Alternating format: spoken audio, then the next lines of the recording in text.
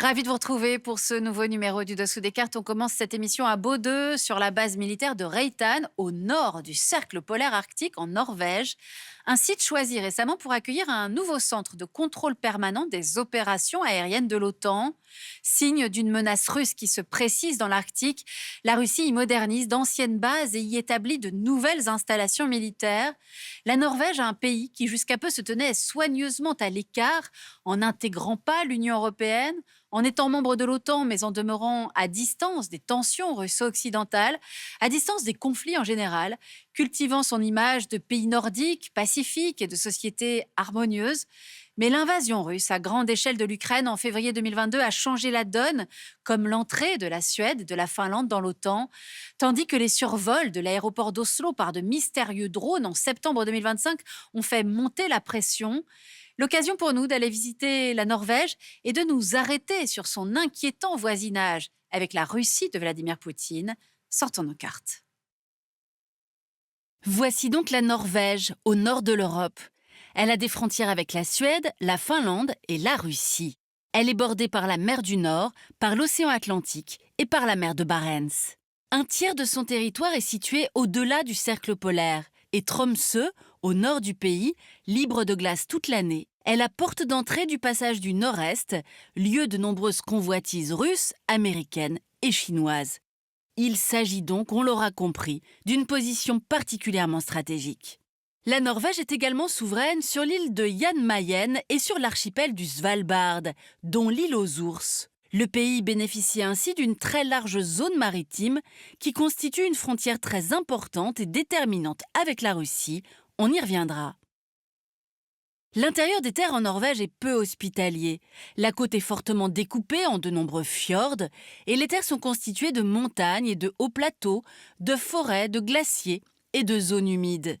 Les zones agricoles ne représentent que 3,2% de la superficie du pays. En 2025, la Norvège compte près de 5,6 millions d'habitants.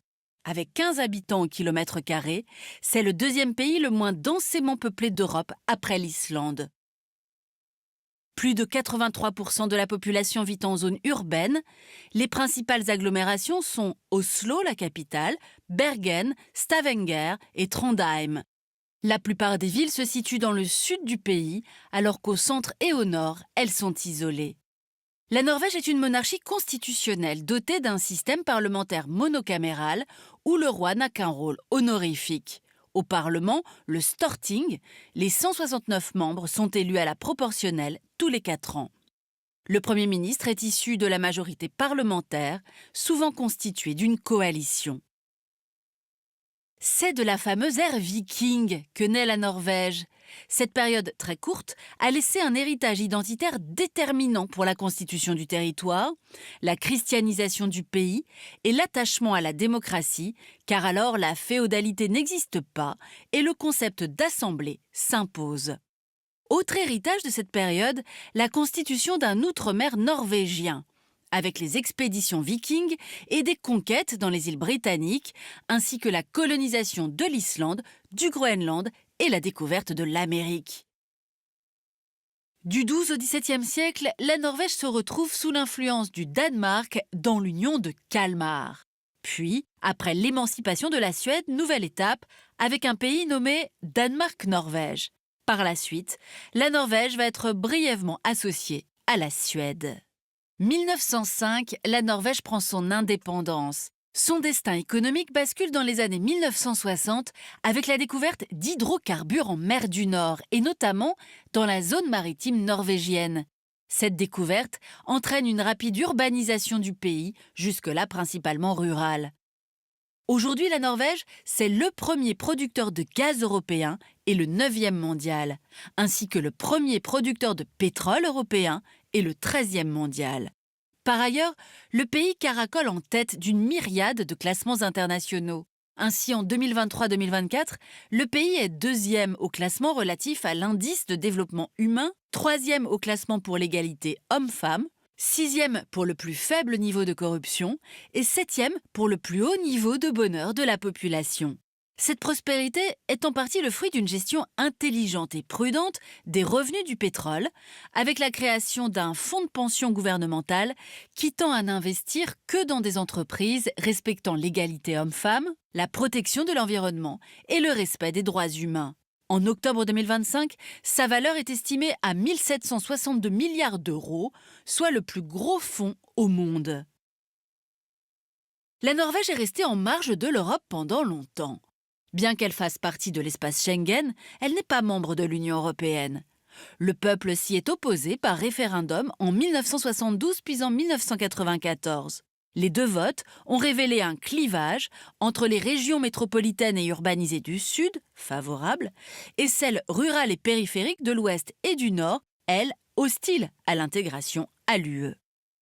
Pays du Nord, prospère et considéré comme un modèle, la Norvège, on l'aura compris, a longtemps occupé une place à part, jouant une carte géopolitique singulière. Mais l'invasion russe à grande échelle de l'Ukraine en 2022 a amené les Norvégiens à faire évoluer leur positionnement. Voyons pourquoi et comment. Après l'invasion russe à grande échelle de l'Ukraine en février 2022, la Norvège est devenue le principal fournisseur de gaz de l'Europe et l'une des principales alternatives aux hydrocarbures russes. Mais cette invasion a aussi profondément bouleversé le pays et pour la première fois de son histoire, son gouvernement a élaboré une stratégie de sécurité nationale face à la menace russe. Cela se traduit par un rapprochement avec l'Union européenne et la volonté d'une plus grande collaboration dans le domaine de la défense. Cette stratégie implique surtout un changement dans le rapport de la Norvège à l'OTAN. Historiquement, le pays a toujours fait preuve d'un atlantisme assumé, en signant dès 1949 le traité de l'Atlantique Nord. Mais comme le pays dispose d'une frontière avec la Russie, il a interdit toute présence américaine permanente sur son territoire pour ne pas fâcher Moscou. De plus, dans le Finnmark, la Norvège a longtemps respecté une zone tampon entre la frontière russe et le 24e degré de longitude. Là, tout exercice militaire était interdit en reconnaissance de la libération de la région par l'armée soviétique durant la Seconde Guerre mondiale. Mais on l'a dit, l'invasion russe de l'Ukraine ainsi que l'entrée de la Finlande et de la Suède dans l'OTAN ont bouleversé la donne. La Norvège s'est alors engagée auprès de l'OTAN à tripler les effectifs de son contingent d'ici 2032. Le gouvernement norvégien rompt aussi avec la tradition de ne pas autoriser de manœuvres trop proches de la frontière russe en créant la nouvelle brigade Finnmark. Voici Porsangmoen. Des installations y ont été rénovées pour une valeur de 130 millions d'euros, constituant ainsi l'une des garnisons militaires les plus septentrionales du monde, afin de surveiller la frontière russe et la péninsule militarisée de Kola, où se trouve la plus forte concentration d'armes nucléaires russes. À présent, direction Bodø. En mai 2025, le gouvernement désigne la ville pour accueillir un nouveau centre de commandement et de contrôle des opérations aériennes de l'OTAN. Cette décision intervient alors que les pays nordiques s'inquiètent d'un renforcement en cours par la Russie de ses installations militaires le long de la frontière qu'elle partage avec la Finlande et plus au nord avec la Norvège. Par ailleurs, en 2024, le Parlement norvégien a approuvé un plan. Il vise à porter les dépenses de défense à près de 138 milliards d'euros d'ici 2036, soit une augmentation d'environ 51 milliards d'euros. Une augmentation qui permet aussi de renforcer considérablement la puissance navale de la Norvège, avec 5 nouvelles frégates et une modernisation complète de sa flotte de sous-marins. Cette nouvelle situation est d'autant plus difficile pour les Norvégiens que les liens avec la Russie étaient jusque-là nombreux. Arrêtons-nous ainsi sur le Svalbard, un archipel situé dans l'Arctique entre la mer du Groenland et la mer de Barents. Depuis 1920, le Svalbard est sous souveraineté norvégienne, mais un traité international stipule que les citoyens de divers pays ont le droit d'exploiter les ressources naturelles sur un pied d'égalité absolue. Ainsi, 297 Russes vivent dans la communauté minière de Barentsburg, une présence devenue encombrante où l'extraction de charbon semble un prétexte pour la Russie à maintenir sa présence dans l'archipel arctique. D'autant plus que le Svalbard, ainsi que toute la zone maritime norvégienne, est l'un des points de contrôle de la mer de Barents, c'est-à-dire la voie de sortie de la flotte russe basée dans la péninsule de Kola. Par ailleurs, les futurs gisements exploitables de gaz et de pétrole se trouvent aussi en mer de Barents, une mer partagée avec la Russie, on l'a dit, et dans cet environnement de plus en plus sensible. Enfin, la pêche continue de lier la Norvège à la Russie. Jusqu'en 2025, les deux pays négociaient annuellement des quotas de pêche en mer de Barents. Mais en mai 2025, l'Union européenne inscrit sur sa liste de sanctions les deux plus grandes entreprises de pêche russes, Norebo et Murman Seafood, suspectées de mener des opérations de renseignement.